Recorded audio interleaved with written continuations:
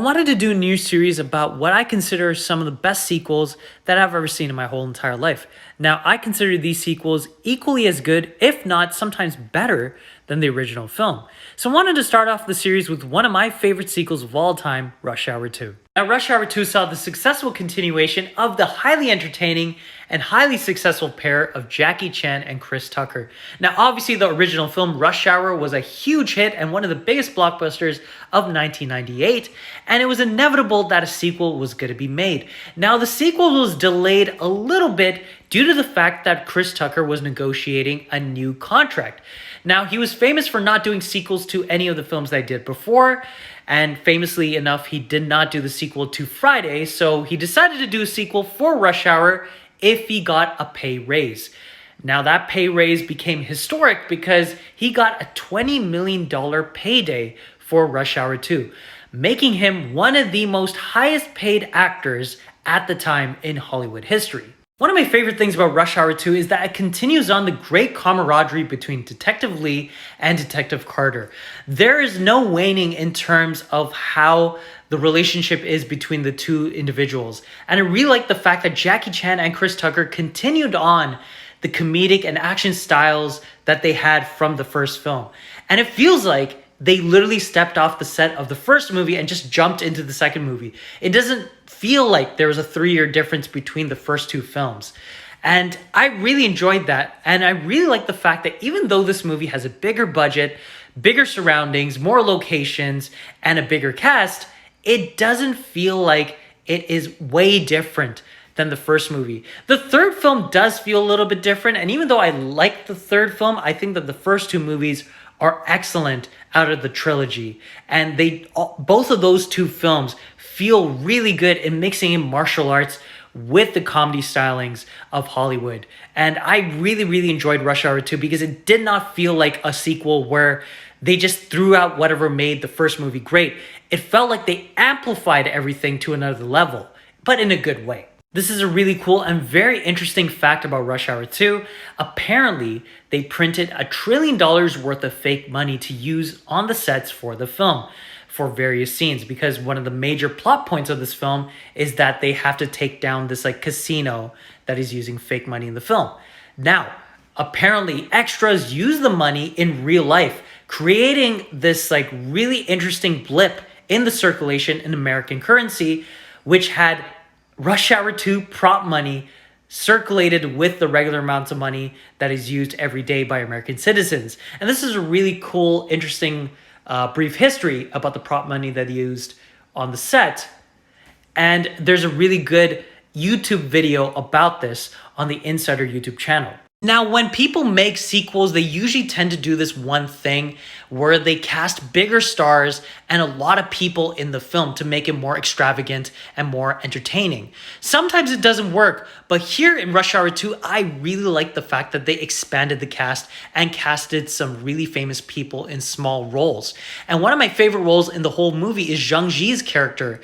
And she is one of the villains in the movie. She is really great at the action scenes. Obviously, she was famous for her role in Crouching Tiger, Hidden Dragon. But after Rush Hour 2, she became even bigger of a star in such films like Hero, House of Flying Daggers, and also Memoirs of a Geisha. So it's kind of cool to see her in this movie, even though her role is not that significant in comparison to Jackie Chan's or Chris Tucker's.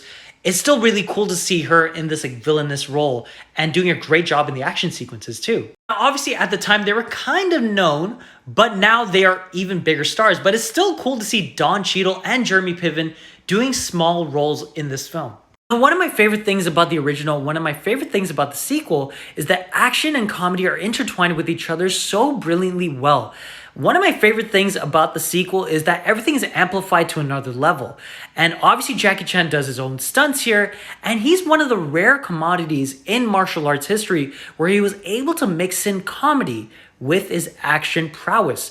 Now, his action sequences are incredible, and obviously he is one of the greatest action stars we'll ever see in Hollywood and world history.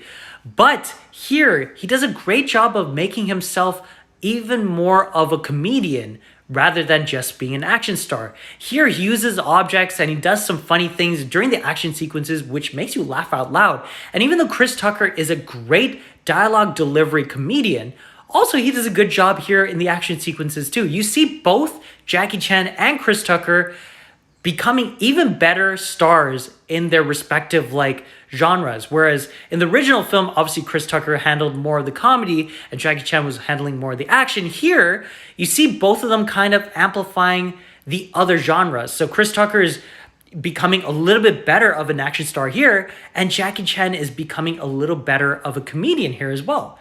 Which is really cool because usually in sequels, they kind of tend to do the same thing as the original film. But here, even though they do most of the original stuff from the original film, they're trying some other things differently here too, and I really like that as well. And one of my favorite things about Rush Hour 2 is that it doesn't do the bad thing that a lot of sequels do in terms of shoehorning a big bad that retcons everything that happened in the previous film and says that, no, I'm the big real bad here. You need to deal with me, and everything that you dealt with beforehand is all gone. And I really like the fact that Rush Hour 2 just continues on the story of Detective Lee's past by bringing in Ricky Tan, who's played by John Lone in this film.